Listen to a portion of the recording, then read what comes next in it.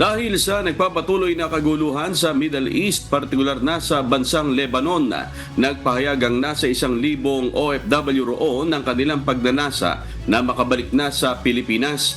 Sa bilang na ito, ayon sa Department of Migrant Workers o DMW, 356 individuals na ang nakauwi ng Pilipinas, samantalang inaasikaso na ng kagawaran ang pag-repatriate sa iba pa. Nauna nang nanawagan ng Embahada ng Pilipinas sa mga Pilipino sa Lebanon na lumikas na habang bukas pa ang mga airport o di naman kaya ay humanap ng ligtas na lugar sa labas ng Beirut, South Lebanon at Bekaa Valley.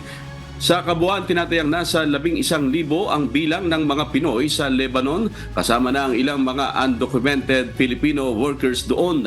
Tiniyak naman ng ahensya na handa sila na tumulong sa paglikas ng mga Pinoy na apektado ng tensyon sa Lebanon.